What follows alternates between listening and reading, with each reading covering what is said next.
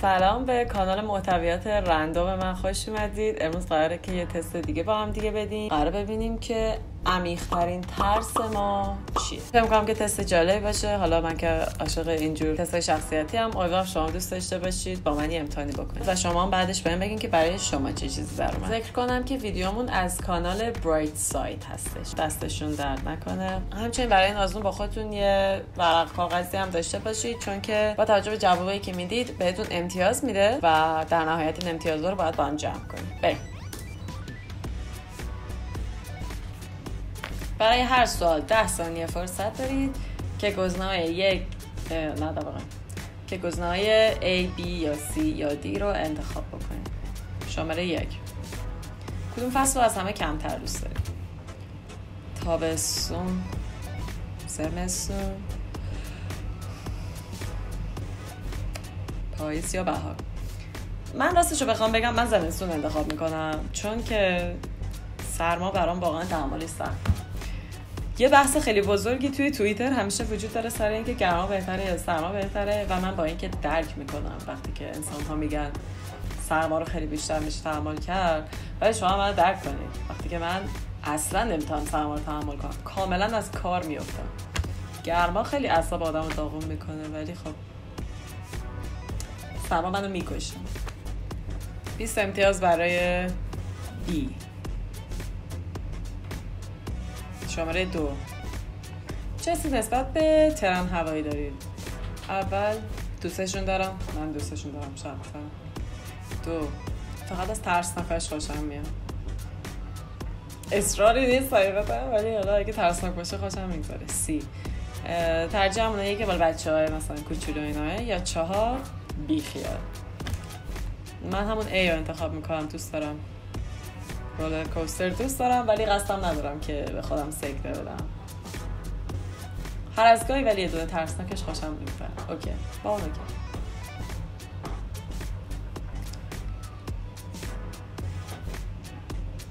چهل امتیاز.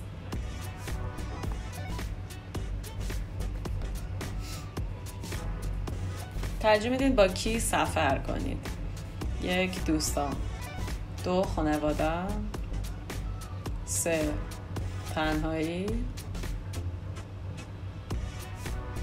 4. با غریبه ها. من ترجیح میدم با دوستان سفر کنم. باش میگذره. غریبه ها واقعا برام سخته. کنجکاو هستم حقیقتشو بخواید، همیشه دارم میخواست تجربه کنم، مثلا این تورایی که مثلا میرن و اینا. ولی خب A. 20 امتیاز.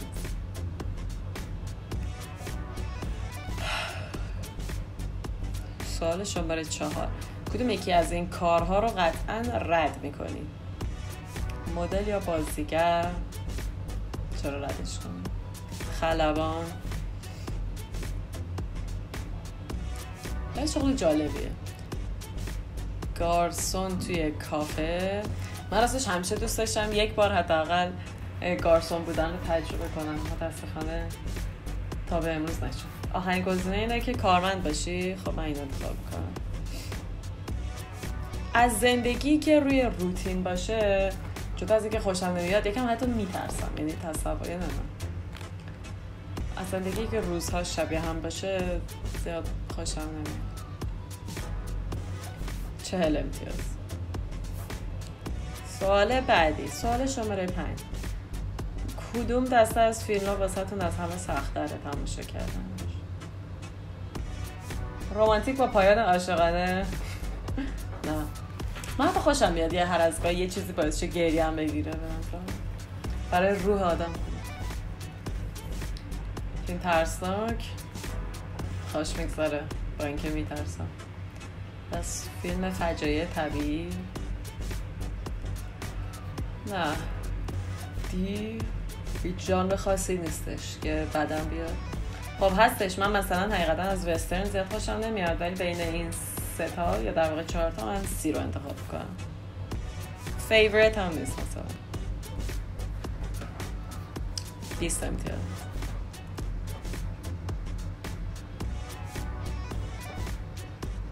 سوال 6.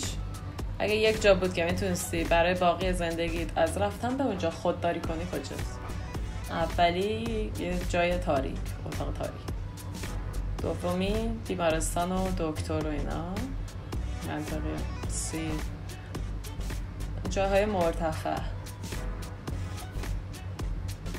دی جای قدیمی کثیف و این چیزا. مثلا فکر کنم بی دیگه، حداقل آخه بیو میری برای اینکه یه اتفاق برای سلامتیت افتاده. من ترجیح میدم همجوری سالم بمونم. بی 10 امتیاز. نمیدانم.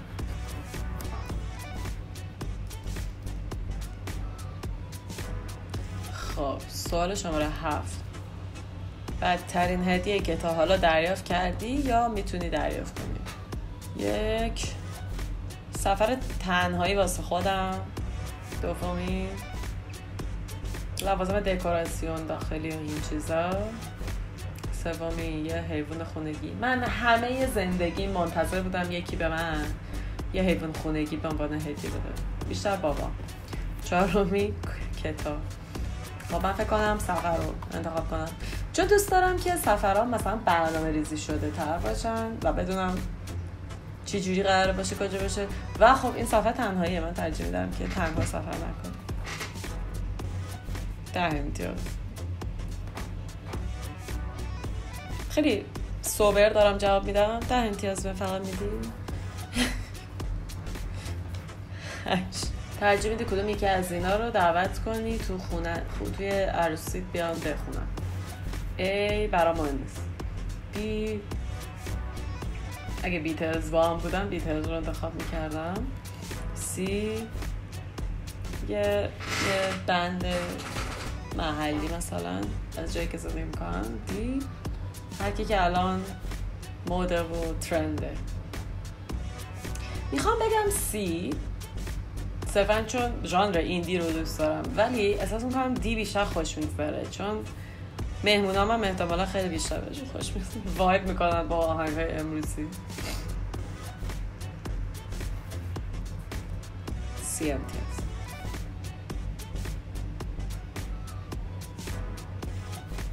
نو حیوان مورد علاقت. 1 سگ. 2 گربه. میگه حیوان، نمیگه حیوان خونگی. 3 گرگ.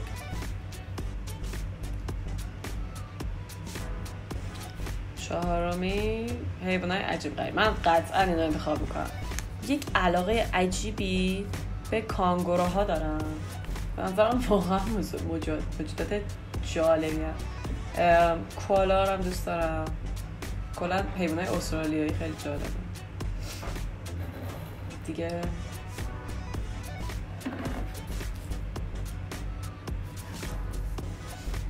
بیست امتیاز. سوال آخر. زمین در خطره و تو داری با یک سفینه فضایی میری. کی یا چی رو با خود میبری؟ 1 گوشیمو. نه همونطور عکس بگیرم. نه باشم. 2 خانوادم. 3 کتاب با خودم میبرم، میتونم ببینم کی اون انتخاب میکنه. آخری بذر با خودم میبرم بکارم اونجا کشته نمونم. خب من خانوادم میبرم. از هر فرصتی میخوام استفاده کنم که اینا رو با دنیاهای جدید آشنا کنم، ببرمشون ببینیم خارج از سیاره زمین چه خبره. بی 10 امتیاز. باز هم جواب سوبری دادم، خودم میدونم. خب 10 ثانیه وقت داریم تا اینا رو با هم جمع کنیم. 60 80 120 140 150 60 190 220 امتیاز. ببینیم که یعنی چی. 2 1. اگه از 100 تا 170 بود امتیازتون، عمیق‌ترین ترستون از دست دادن عزیزانتون، خانوادتون برام از همه مهمتر. منطقیه، ترس عمیقیه واقعا. اگه 180 تا 250 شدین مثل من، از فجایع طبیعی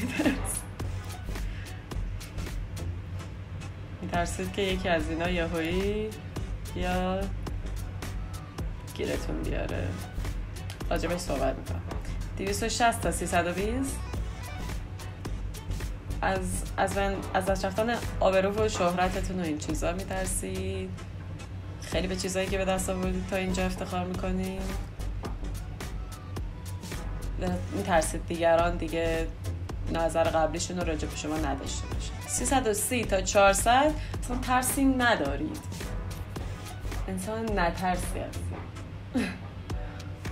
یا حداقل ترسی که خیلی عمیق باشه و این چیزا. خب من خیلی خوشم اومد. درباره چیزی که برای خودم افتاد اگه بخوام نظری بدم، میتونم بگم که حالا نه لزوما فجایع طبیعی، ولی فکر می‌کنم به طور کلی از چیزایی که نمیتونم کنترلشون کنم میترسم. ولی چیزای دیگه هم تو زندگی هستش که آدم نمیتونه کنترل کنه یا نمیتونه کنترل کنه یا خیلی غیر قابل انتظار هستن. من فکر می‌کنم از همچین چیزایی داره. اگه بخوام ترس عمیقی رو مثلا تو خودم اثبات کنم میتونه همچین چیزایی باشه. جالب بود. خب من خیلی از این تستا خوشم میاد و الانم خیلی بهم خوش گذشت. دوست دارم بدونم که واسه شما چه جوری بود. آیا اصلا تطابقی داشت چیزی که براتون افتاد با حس ترسی که حالا خودتون دارید یا اینجوری نبودش؟ بهم بگید. این ویدیو رو اگه دوست داشتید لایک کنید و اگه همراه با من این تستا انجام دادید کامنت بذارید بهم بگید که نتیجهش چی شد. من خیلی دوست دارم که بدونم تجربه شما چجوری بود و در نهایت هم اگه به کانالم سابسکرایب کنید خیلی ممنون میشم. حالا تا ویدیو بعدی بدرود.